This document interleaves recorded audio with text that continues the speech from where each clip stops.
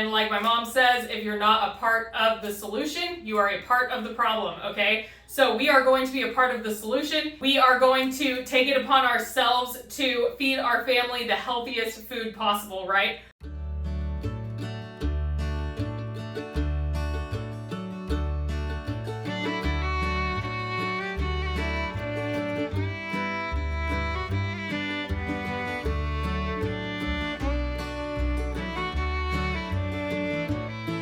Hi you guys, welcome back to Kirshner Farmstead. If you are new to our channel, my name is Kirsty, and today we are going to be talking about, we're going to be doing two things, okay?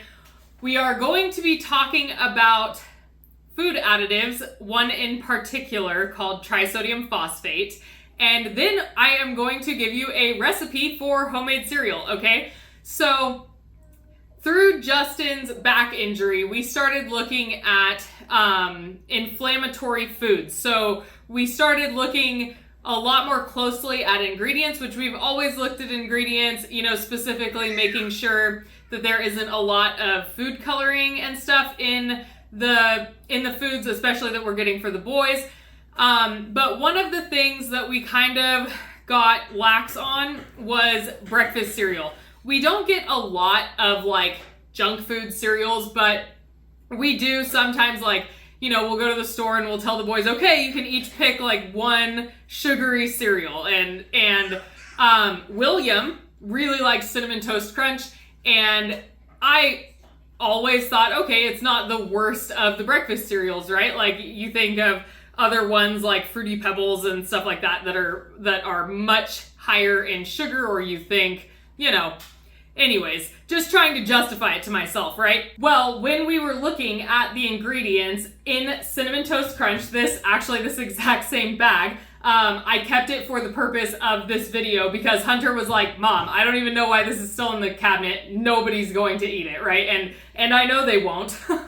But we found that Trisodium Phosphate was in there as the 9th ingredient listed, okay? So right on the back of the bag, I will read it to you. Ingredients: whole grain wheat, sugar, rice flour, canola and or sunflower oil, fructose, maltodextrin, dextrose, salt, cinnamon, trisodium phosphate. Okay? But that it's right there, plain as day. And me and Justin both went, wait a minute, trisodium phosphate is a cleaner, okay? And a pretty caustic one at that. All right, so we're like, what the heck? Why is this in there? And we start researching it and see that we are pretty much like way late on this bandwagon. But first of all, what is trisodium phosphate? Okay, it is an inorganic compound. TSP is a white, granular, or crystalline substance that can be mixed with water to create an alkaline solution. Once diluted, TSP is a highly effective cleanser, degreaser, and stain remover. That is what comes up when you look up what is TSP, okay? That I took that straight off of Google, okay? Now, it is 100% a cleaner, okay? So we are going to talk, first we're going to talk about what happens if you consume TSP, okay? Now, I printed some pages out because I didn't want to write it all down, and I will put links to everything that I am reading because I had got all of this information on the internet, okay? So, side effects from trisodium phosphate poisoning via accidental ingestion or inhalation of the chemical include breathing difficulties, coughing, and throat pain and swelling. Poisoning affects the eyes, nose, and ears via drooling, severe pain, and vision loss. It may also affect the stomach, intestines, blood, and heart. Symptoms can include low blood pressure, blood in the stool, vomiting, diarrhea, shock, and collapse, among other things. All right, you guys, now those are just the immediate side effects of TSP poisoning, okay? Now, I was curious what the long-term side effects would be because obviously the amount that they are putting into this food is probably not going to be enough to impact immediately, right? So we need to look like what's down the road, what's going to happen. So, long-term side effects of TSP. According to the World Health Organization, a person exposed to TSP particulates may have acute respiratory infections, asthma, emphysema, lung cancer, cardiovascular disease, and chronic obstructive lung disease. All right, so now you might be wondering, why would this ever become a product put into food, right? Because that is why we were like, what the heck? I told my dad, he was an aircraft mechanic, and he was like, yeah, I know exactly what TSP is. Why is it in the food? You know, and so I started looking into it. And here we go. Why is trisodium phosphate in food? In addition to its many cleaning applications, trisodium phosphate is surprisingly utilized as a food additive. It is called E339 when used for food purposes. Yeah, because we wouldn't want to call it what it is, right? We got to give it a different name, right? Yeah. Main utilizations include its functions as a thickening agent, acidity regulator, emulsifier, and nutritional enlargement product. Most common foods containing the additive include meat, cheese, and baked goods. The chemical holds moisture in meat, whether stored or cooked, and helps cheese maintain its shape and melting abilities. It is used as a leavening agent in bread, cake, muffins, and similar products. Now to talk about the actual product at hand, okay? Trisodium phosphate in cereal is yet another common food application. The chemical makes minor changes to improve dry extruded cereal color while also promoting the product's flow through the extruder equipment. Okay, so there you go, guys. They put it in there to keep their machines clean. Okay, we actually contacted General Mills about this, and we got 3 emails back, and every single one of them was just touting how it is for taste and texture of our favorite cereals. Yeah, okay. I definitely want poison in my favorite kids' cereals, don't you? Yeah, okay. So, and of course, their answer to everything is it's approved by the FDA, so it's fine, it's safe.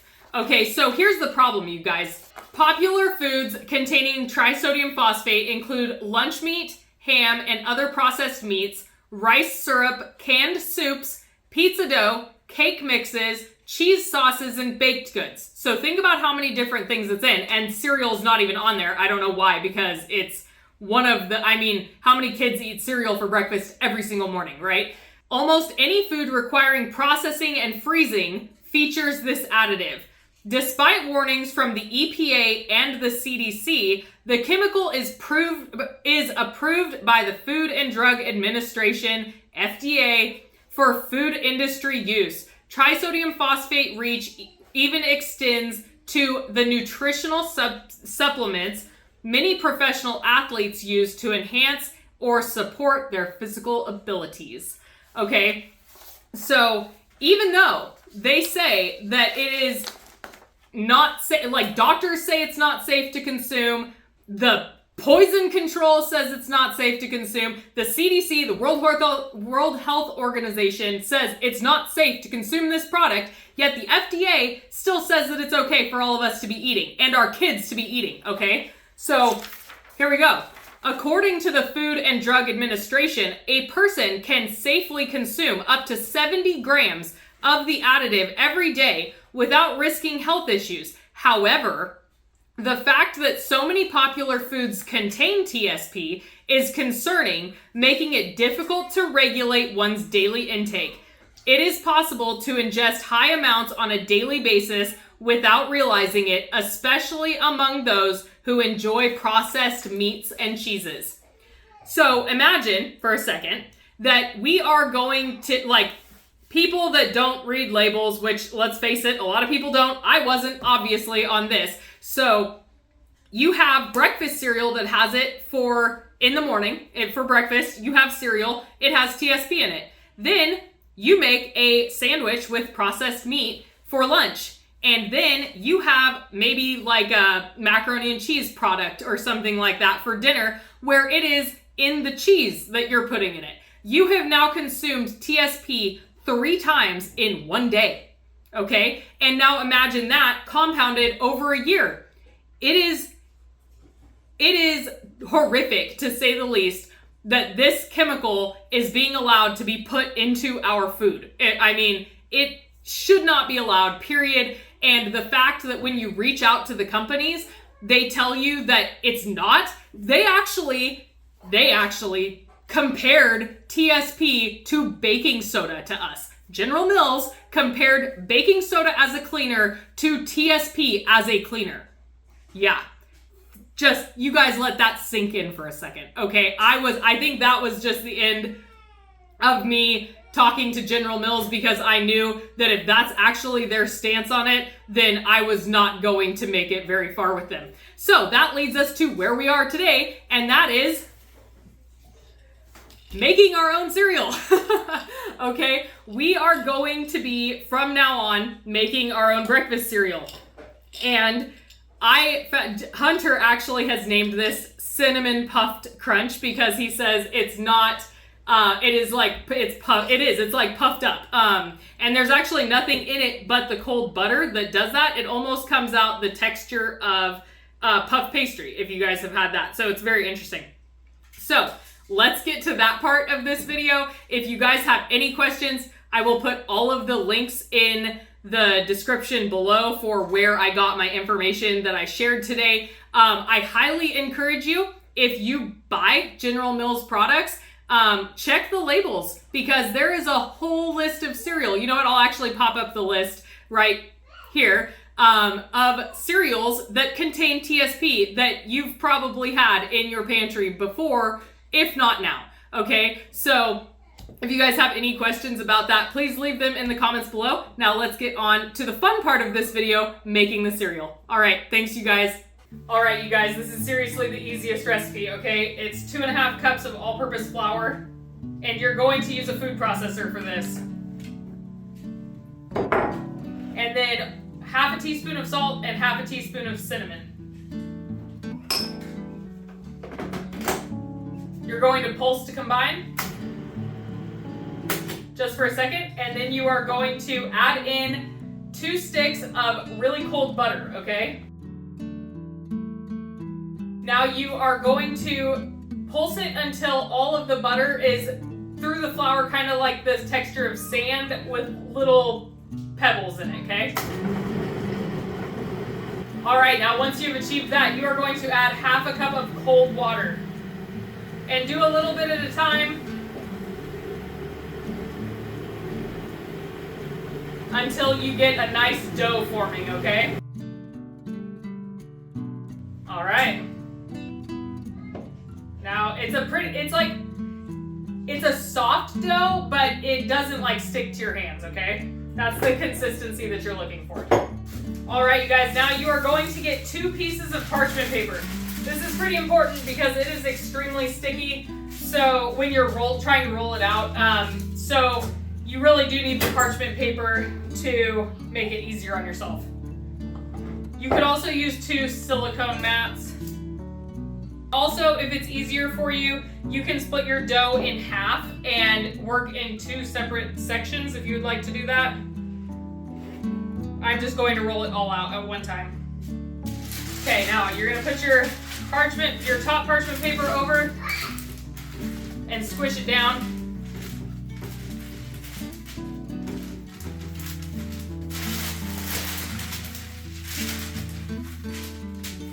Okay. All right, here we go, you guys. We are going to get this to literally as thin as you can get it, okay? The thinner, the better. So under 1/4 of an inch, I'd say a 1/16 of an inch is really ideal. Now it takes some patience, you guys, to get it as thin as it needs to be, okay?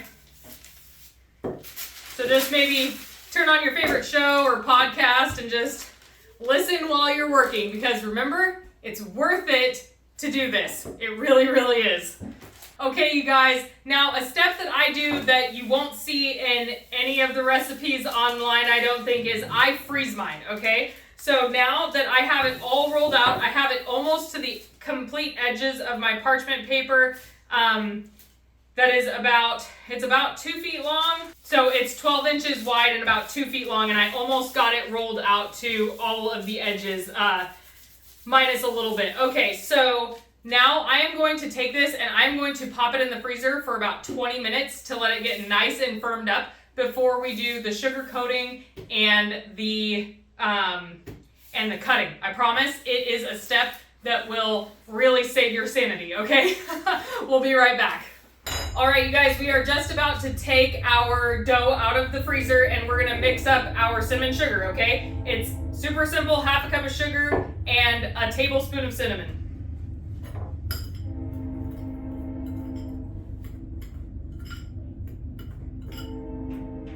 Okay, you guys, I just melted a half a stick of butter in the microwave, and what we are gonna do is we are going to take off the top piece of parchment paper and save it. Don't throw it away, okay? You're gonna use it when you're baking. Put that back here.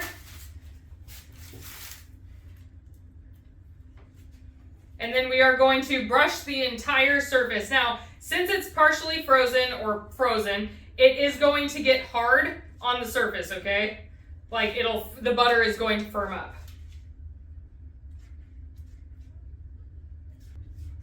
You guys know what one of the sayings that my mom says to me all the time is, if you're not a part of the solution, you're a part of the problem. And as far as I'm concerned, we have a problem on our hands with this chemical being in our food, and I had to find a solution for it. Obviously, the solution, as far as I'm concerned, is going to be making it for our family at home. All right, now after we do that, we are going to sprinkle. The sprinkling is just to kind of distribute because you end up having to use your hands here too.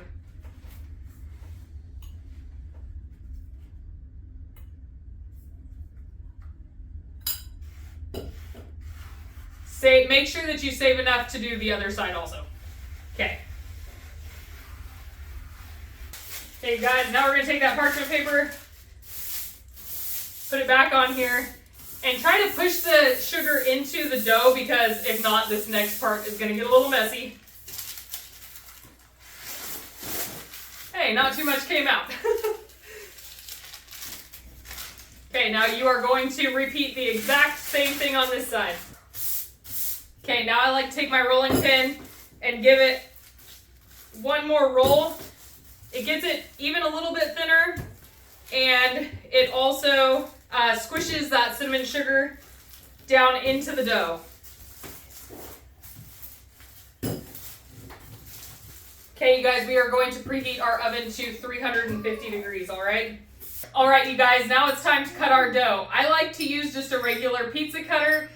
You can also use, oven's preheated. You can also use a fluted pastry cutter if you would like little jagged edges, or you could use a knife. Now, if you're going to use a knife, make sure that your dough is definitely partially frozen, because if not, it'll drag through your dough really bad, okay? So we're gonna cut into about 1/2-inch squares, roughly. It probably won't turn out perfect, but that's the beauty of it, right?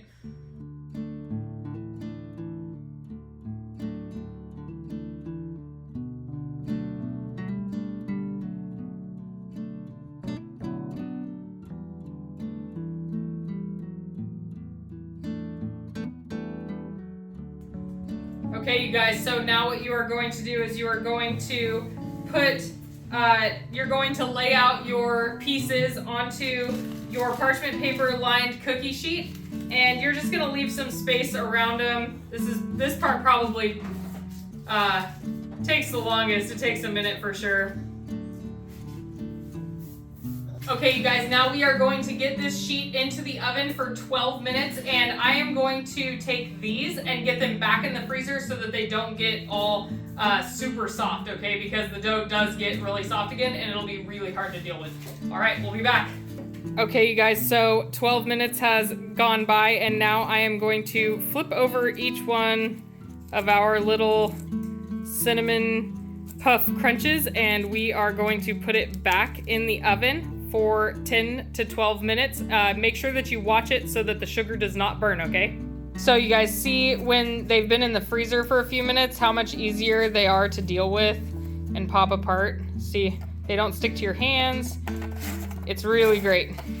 So I highly suggest popping them in the freezer, and they're much easier to handle. All right, you guys, so when you pull your cereal out of the oven, what you're gonna wanna do is you are going to want to spread it out on the parchment paper. I like to just take the parchment paper and pull it off straight off of the tray, and then spread all the cereal around, let it completely cool, because what will happen if you pack your cereal hot or warm is it will condensate inside of your container, and it will make it go bad much faster, okay? So what I am going to do is I'm going to let this completely cool sitting here on the counter, and then I am going to put it into a half-gallon mason jar, and I'm actually going to vacuum seal it in that jar because we have that little jar that we're still finishing first, and I want this to stay as fresh as possible. Okay, you guys, I hope you enjoyed this video. I know it was kind of a hard topic to get through, but it is what it is, and like my mom says, if you're not a part of the solution, you are a part of the problem, okay? So we are going to be a part of the solution. We are going to take it upon ourselves to feed our family the healthiest food possible, right? All right, you guys, if you enjoyed this video, I hope that you will like and subscribe and share our channel with your friends. This message really needs to get out there, especially this video. And as always, I hope that you guys have a blessed day. Bye.